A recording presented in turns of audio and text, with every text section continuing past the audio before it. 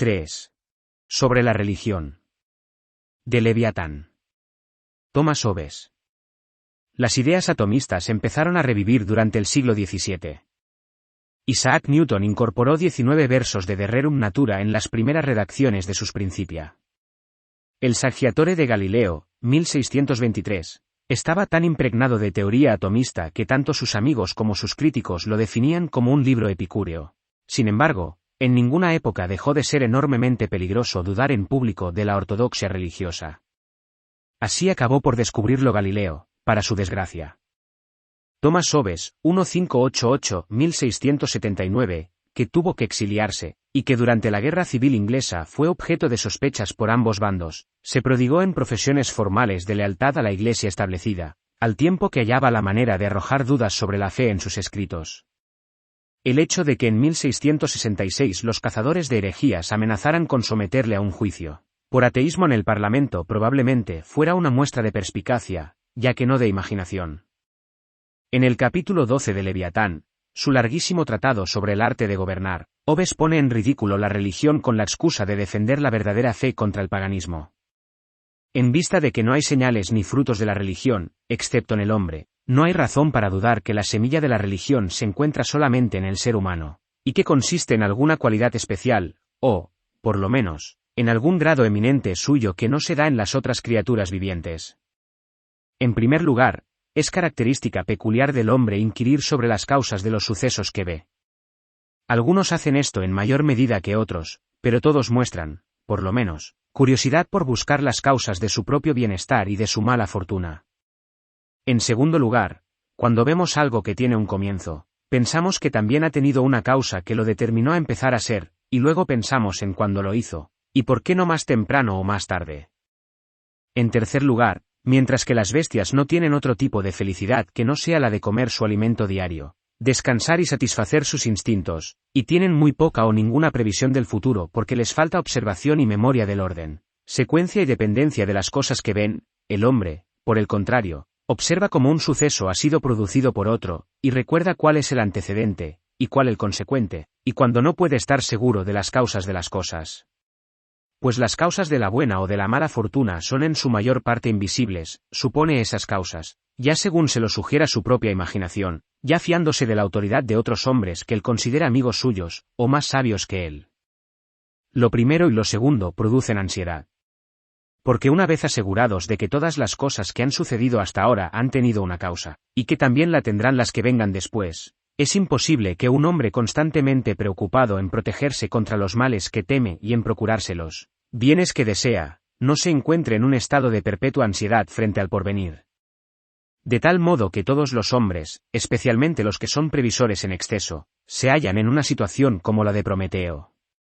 Pues igual que Prometeo, nombre que, traducido, significa el hombre prudente, fue encadenado al monte Cáucaso, lugar de grandes vistas, donde un águila se alimentaba de su hígado y devoraba durante el día cuanto era reparado durante la noche, así también el hombre que mira con anticipación lo que le espera en un distante futuro, preocupado por lo que habrá de venir, tiene constantemente su corazón carcomido por el miedo a la muerte, a la pobreza o a cualquier otra calamidad, y no encuentra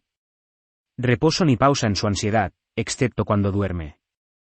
Este miedo perpetuo que siempre acompaña al hombre en su ignorancia de las causas, como si estuviera en la oscuridad, necesita concretarse en algún objeto. Y cuando falta un objeto visible no hay nada a lo que puede atribuirse la buena o la mala fortuna, y entonces se recurre a algún poder o agente invisible. Quizá fue en ese sentido en el que algunos poetas dijeron que los dioses habían sido creados originalmente por el miedo del hombre, cosa que, referida a los dioses, es decir, a los muchos dioses de los gentiles, es muy verdadera. Pero el reconocimiento de un Dios eterno, infinito y omnipotente, puede más fácilmente derivarse del deseo que los hombres tienen de conocer las causas de los cuerpos naturales y de sus varias virtudes y operaciones, que del miedo de lo que pueda caer sobre ellos en el tiempo venidero.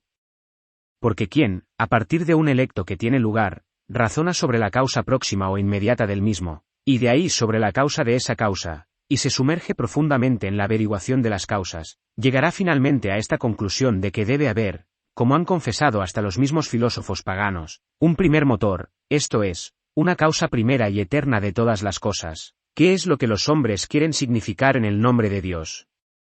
Y todo esto, sin pensamiento de la suerte futura, preocupación que lleva al miedo, impide buscar las causas de otras cosas, y da ocasión a imaginar tantos dioses cuantos hombres haya para imaginarlos. Y en cuanto a la materia o sustancia de esos agentes así imaginados, como no puede ser concebida de una manera natural como no sea asimilándola a lo que es el alma humana, y como ésta es imaginada como algo que es de la misma sustancia que lo que se aparece en sueños al que duerme, o lo que ve en un espejo el que está despierto, los hombres que no se dan cuenta de que esas imaginaciones no son otra cosa que productos de la fantasía, las toman por reales sustancias del mundo exterior, y las llaman fantasmas, igual que los latinos las llamaban imagines y ambri. Y las toman por espíritus, es decir, por sutiles cuerpos del aire, y atribuyen esa misma naturaleza a los agentes invisibles de los que tienen miedo, con la excepción de que estos aparecen y desaparecen cuando les viene en gana. Pero la opinión de que esos espíritus son incorpóreos o inmateriales nunca pudo concebirse, por naturaleza, en una mente humana. Pues aunque los hombres pueden poner juntas palabras de significados contradictorios, tales como espíritu incorpóreo, nunca pueden tener una imagen de nada que responda a ellas. Por lo tanto, quienes, mediante sus propias meditaciones, llegan al reconocimiento de que hay un Dios infinito, omnipotente y eterno, prefieren confesar que es incomprensible y que cae más allá de lo que puede alcanzar su entendimiento, antes que definirlo como algo cuya naturaleza es un espíritu incorpóreo, pues esa definición sería ininteligible. Y si le dan a Dios ese título, no lo hacen dogmáticamente, es decir, con intención de hacer que se entienda lo que es la naturaleza divina, sino con la intención devota de honrarle con atributos o significados que se aparten lo más posible de los que son propios de los groseros cuerpos que vemos. En lo que respecta a lo que piensan sobre el modo en que estos agentes invisibles operan sus efectos, es decir, sobre las causas inmediatas de que se sirven para hacer que pasen las cosas, los hombres que no saben lo que quiere decirse con la palabra causación, que son casi todos, no tienen, para guiarse en sus cálculos, otra regla que no sea la que les proporciona el observar y recordar lo que han visto que, en una o varias ocasiones pasadas, precedió a efectos semejantes, a pesar de que no vieron ninguna relación de dependencia o conexión causal entre el hecho antecedente y el consecuente. Y así, deducen que las cosas serán en el futuro de manera semejante a como lo fueron en el pasado. De un modo supersticioso, esperan buena o mala suerte de lo que no tiene nada que ver con lo que verdaderamente es su causa. Es lo que hacían los atenienses cuando pedían otro Formio para la guerra de Lepanto, o lo que hacían los pompeyanos pidiendo la presencia de otro Escipión para las guerras en África. Y otros también han hecho cosas así en diversas ocasiones desde entonces. De manera similar, hay hombres que atribuyen su suerte a la presencia de cierta persona, o a un lugar que dicen que les dé buena o mala suerte, o a palabras que se pronuncian, especialmente si entre ellas está el nombre de Dios, palabras mágicas y de encantamiento, liturgias de brujería, en cuanto que se las cree capaces de transformar en pan una piedra, o el pan en un hombre, o cualquier cosa en cualquier otra cosa. En tercer lugar, y por lo que se refiere al culto de adoración que los hombres rinden naturalmente a los poderes invisibles, no puede ese culto consistir sino en expresiones de reverencia que se utilizan también con los seres humanos, regalos, peticiones, agradecimientos, sumisión del cuerpo, muestras de consideración, conducta sobria, palabras premeditadas, juramentos, es decir, garantías mutuas de lo que se promete, dando solemnidad a las promesas. La razón no sugiere que haya nada más allá de esto, y deja que los hombres se conformen con ese tipo de culto, o los obliga a fiarse, para otras ceremonias, de quienes creen que son más sabios que ellos. Por último, en lo concerniente a cómo estos seres invisibles declaran a los humanos las cosas que acaecerán en el futuro, especialmente las que se refieren a su buena o mala fortuna en general, o al resultado bueno o malo de sus empresas, son los hombres naturalmente incapaces de determinarlo. Y como solo pueden conjeturar sobre el futuro basándose en lo que aconteció en el pasado, puede muy bien ocurrirles que, después de una o dos experiencias, no solo tomen sucesos que fueron puramente casuales como presagio de que otros sucesos semejantes tendrán lugar, de entonces en adelante, sino que también están inclinados a creer los presagios de aquellos de quienes tuvieron alguna vez buena opinión. Y en estas cuatro cosas, creencia en los espíritus, ignorancia de las causas segundas, devoción a lo que suscita el temor de los hombres y el tomar como presagio lo que es casual, consiste la semilla natural de la religión, la cual, debido a las diversas imaginaciones, juicios y pasiones que pueden darse en los hombres, ha dado lugar a una proliferación de ceremonias tan diferentes, que las que son usadas por un individuo resultan en su mayor parte ridículas a ojos de otro. pues estas semillas han sido cultivadas por dos clases de hombres. Una, la de aquellos que las han alimentado y ordenado de acuerdo con su propia invención. La otra, la de quienes han hecho eso mismo, siguiendo los mandamientos y la dirección de Dios. Pero ambas clases de hombres lo han hecho para hacer que quienes confían en ellos sean más aptos para obedecer, para respetar las leyes, para la paz, la caridad y la sociedad civil. Así, la religión de la primera clase forma parte de la política humana y enseña algunos de los deberes que los reyes de la tierra requieren de sus súbditos. Y la segunda clase de religión es política divina y contiene preceptos para quienes se han declarado súbditos del reino de Dios. De la primera clase de hombres fueron todos los fundadores de las repúblicas, y los que dictaron las leyes de los gentiles. De la segunda clase fueron Abraham, Moisés y nuestro bendito Salvador, mediante los cuales llegaron hasta nosotros las leyes del reino de Dios. Y en cuanto a esa parte de la religión que consiste en opiniones concernientes a la naturaleza de poderes invisibles, no hay nada que pueda nombrarse que no haya sido estimado entre los gentiles, en un lugar o en otro, como un dios o un diablo, o imaginado por sus poetas como algo inanimado, inhabitado, o poseído por tal o cual espíritu. La materia informe del mundo fue para ellos un dios llamado Caos. Los cielos, el océano, los planetas, el fuego, la tierra y los vientos fueron otros tantos dioses. Los hombres, las mujeres, un pájaro, un cocodrilo, una vaca, un perro, una serpiente, una cebolla, un puerro, también fueron deificados.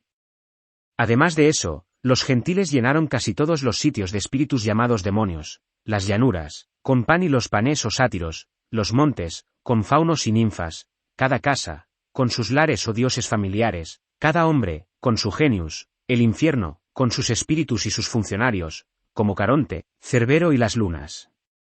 Y durante la noche, todos los sitios estaban llenos de larvae, lémures, fantasmas de hombres muertos, y todo un reino de hadas y espectros. También divinizaron, y construyeron templos en su honor, a meros accidentes y cualidades, como el tiempo, la noche, el día, la paz, la concordia, el amor, la lucha, la virtud, el honor, la salud, el deterioro, la fiebre y otras cosas semejantes. Y cuando rezaban a favor o en contra de ellas, lo hacían como si cada una estuviese acompañada de un espíritu capaz de retener o de dejar caer sobre ellos los dones o los castigos que con sus oraciones deseaban obtener o evitar. Rindieron también culto a su propio ingenio, al que dieron el nombre de musas, a su propia ignorancia, dándole el nombre de fortuna, a su propio deseo sexual, llamándolo Cupido, a sus propios sentimientos de ira, dándoles el nombre de furias, a sus órganos privados, con el nombre de Príapos, y atribuían sus poluciones a íncubos y súcubos. De tal forma que no había cosa que un poeta pudiera personificar en un poema que los gentiles no convirtiesen en un dios, o en un demonio. Los mismos creadores de la religión pagana, al observar el segundo fundamento de la religión, que es la ignorancia que los hombres padecen con respecto a las causas, y por tanto, su tendencia a atribuir su suerte a causas que nada tienen que ver con ella, se aprovecharon de esto para fomentar aún más esa ignorancia, y en lugar de causas segundas, inventaron una serie de dioses ministeriales y secundarios. Así, adscribieron a Venus la causa de la fecundidad, a Apolo, la causa de las artes, a Mercurio, la sutileza y habilidad, las tempestades y tormentas, a Eolo, y todos los demás efectos, a otros tantos dioses. Hasta el punto de que, entre los paganos, había casi tanta variedad de dioses como de ocupaciones y asuntos. Y a la adoración que de manera natural fue concebida por los hombres para con sus dioses, esto es, las oblaciones, rezos, acciones de gracias y todas las demás que ya han quedado mencionadas, los mismos legisladores de los gentiles añadieron la representación pictórica y escultural de esas deidades. Esto lo hicieron con el propósito de que los más ignorantes, es decir, la gran mayoría del pueblo, pensando que aquellas representaciones eran los dioses mismos, creyeran que éstos estaban realmente allí, como habitantes de su mundo, por así decirlo, y les tuvieran más miedo. Y así, otorgaron a sus dioses tierras, casas, ministros y estipendios que estaban reservados solo para ellos y que no eran para uso de los hombres. Es decir, que consagraron y santificaron, para sus ídolos, cavernas, campos de cultivo, bosques, montañas, y hasta islas enteras, y no solo les atribuyeron figura de hombres, de bestias o de monstruos, sino también facultades, pasiones humanas y animales, sentido, habla, sexo, deseo, procreación, y esta no solo entre unos dioses con otros para propagar su especie, sino también con hombres y mujeres para engendrar dioses mixtos, residentes en el cielo en calidad de inquilinos, como Bacó, Hércules y otros. Además, les atribuyeron la pasión de la ira, de la venganza, y otras que son propias de las criaturas vivientes, así como los actos que proceden de esas pasiones, fraude, latrocinio, adulterio, sodomía y cualquier otro vicio que pudiera considerarse como un efecto del poder o como causa de placer. Y además, todos esos otros vicios que, entre los hombres, son tomados como ilegales más que como deshonorables. Finalmente, a los pronósticos sobre el porvenir, que son, naturalmente, solo conjeturas basadas en la experiencia del pasado, y, sobrenaturalmente, revelación divina, los autores de la religión de los gentiles, en parte apoyados en una pretendida experiencia, y en parte apoyados en una pretendida revelación, añadieron otros innumerables modos supersticiosos de adivinación, e hicieron creer a los hombres que podían averiguar sus fortunas escuchando las ambiguas o absurdas respuestas de los sacerdotes de Delfos, Delos, Amón y otros famosos oráculos, respuestas que fueron hechas ambiguas a propósito, para que resultaran acertadas en cualquier caso, o absurdas, a causa de los vapores embriagadores del lugar, cosa muy frecuente en cavernas sulfurosas.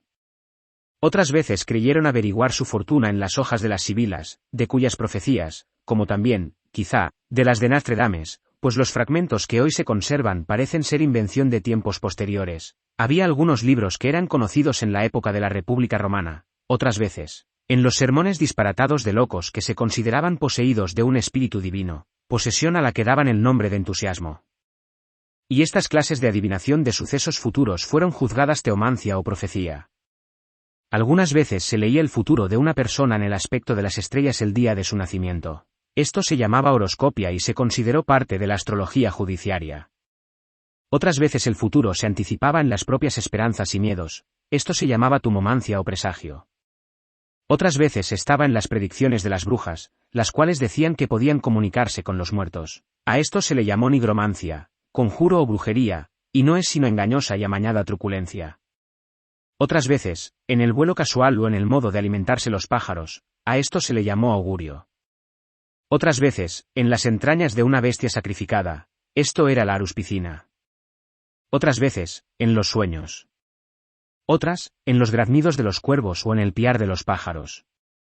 Otras, en los surcos del rostro, lo cual se llamó metoscopia, o en las líneas de las palmas de las manos, lo cual se llamó, con palabra casual, omina.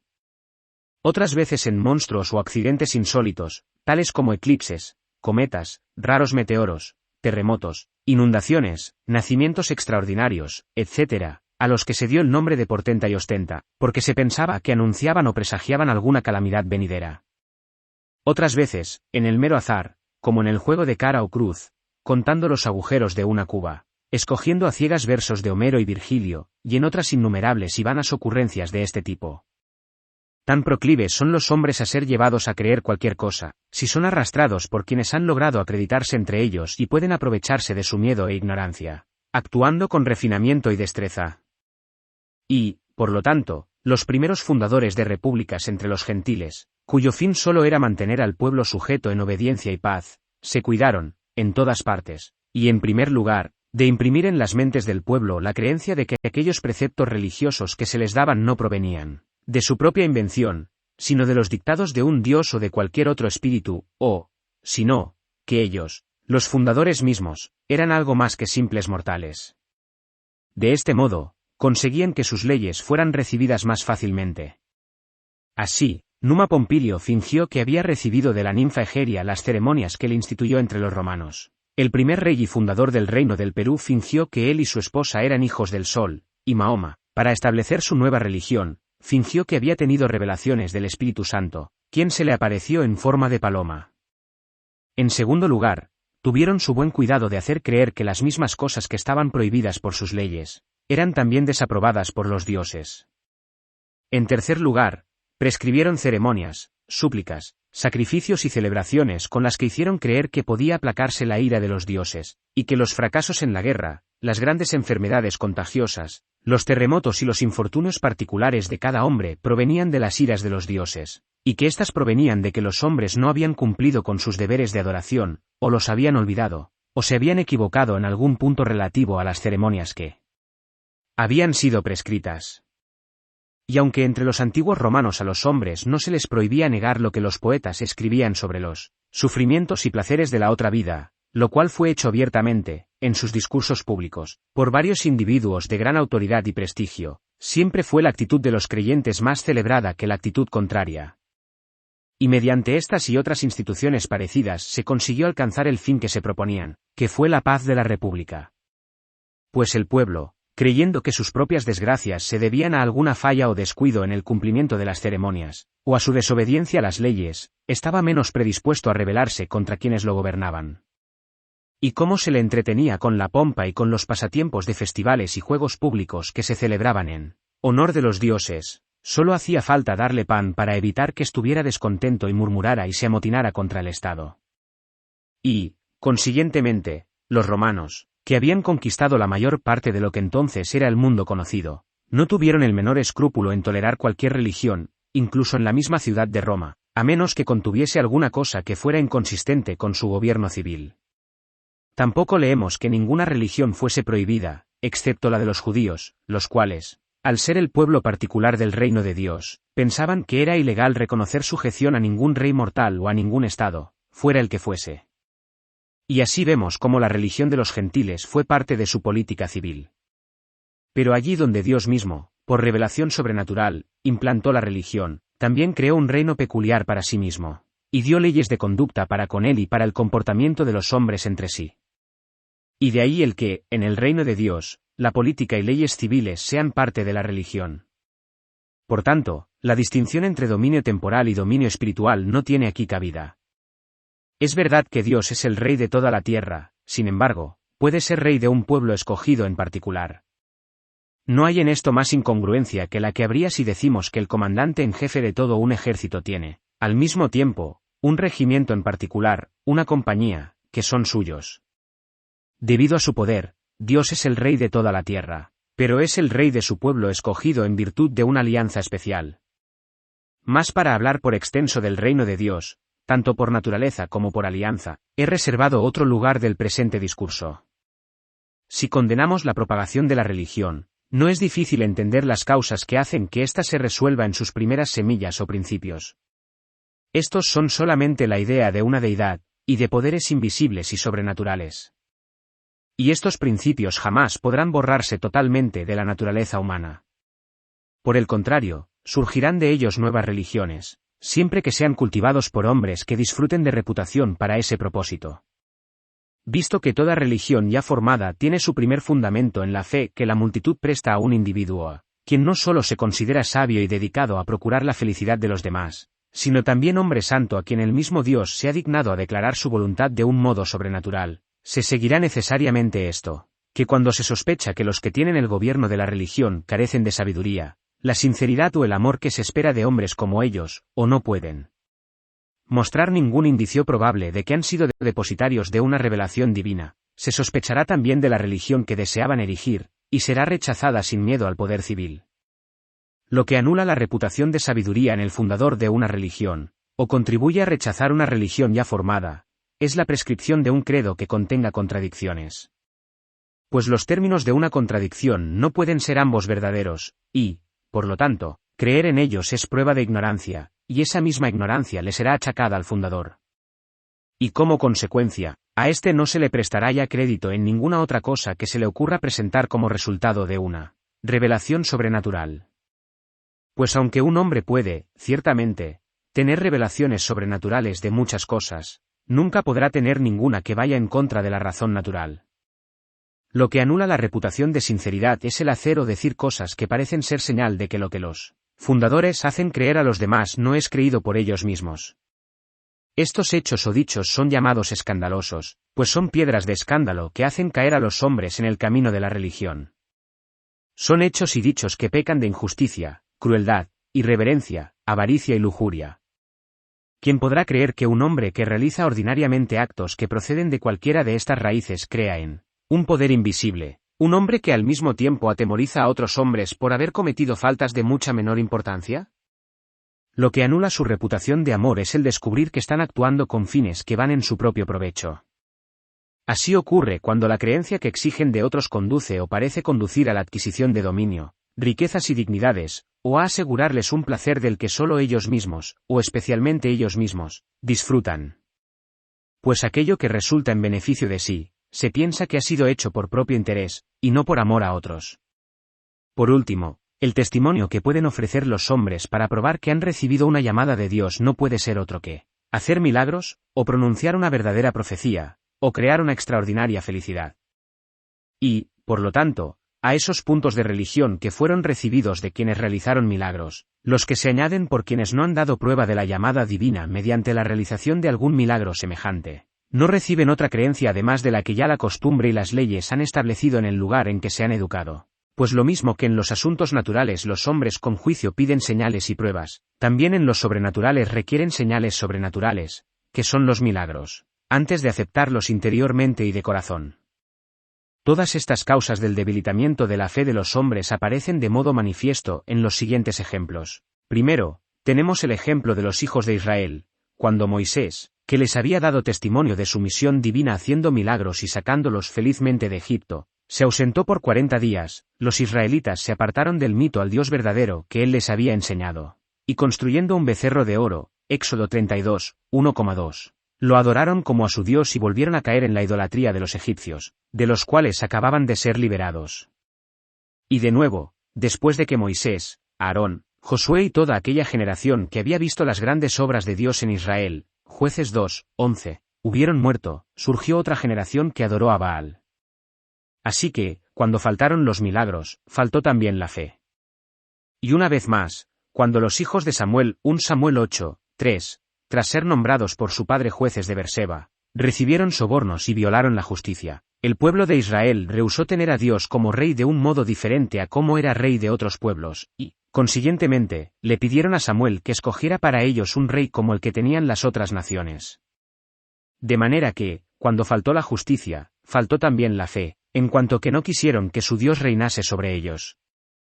Y considerando que cuando tuvo lugar la implantación de la religión cristiana, los oráculos dejaron de existir en todas las partes del Imperio Romano, y el número de cristianos creció cada día de modo asombroso y en todo lugar como resultado de la predicación de apóstoles y evangelistas, gran parte de ese éxito puede razonablemente ser atribuida al desprecio de que los sacerdotes de los gentiles de aquel tiempo se habían hecho merecedores como resultado de su impureza y avaricia, y a las maniobras truculentas que se daban entre los príncipes. También la religión de la Iglesia de Roma fue, siquiera en parte, abolida en Inglaterra y en otros lugares de la cristiandad por la misma causa. Por un lado, la debilitación de la virtud en los pastores de almas hizo que se debilitara la fe del pueblo, y a eso se añadió la circunstancia de que los escolásticos introdujeran en la religión las doctrinas de Aristóteles. Ello dio lugar a tantas contradicciones y absurdos que cayó sobre los clérigos una reputación de ignorancia y de fraudulenta intención y ocasionó el que el pueblo se rebelara contra ellos, oponiéndose a la voluntad de sus propios príncipes, como en Francia y en Holanda, como en el caso de Inglaterra, contando con su apoyo. Por último, entre las normas que la Iglesia de Roma declaró necesarias para la salvación, hubo tantas que favorecían manifiestamente al Papa y a sus súbditos espirituales que residían en los territorios de otros príncipes cristianos, que si no hubiera sido por la emulación que tuvo lugar entre ellos, podrían haberse liberado de guerras y dificultades y habrían excluido de sus reinos toda autoridad extranjera, de igual modo a cómo fue excluida en Inglaterra. Pues, ¿quién hay que no se dé cuenta de quién se beneficia haciendo creer que un rey no tiene autoridad recibida de Cristo, a menos que sea coronado por un obispo? Que un rey, si es sacerdote, no puede casarse. Que un rey, haya o no haya nacido de un matrimonio legal, debe ser juzgado por la autoridad de Roma.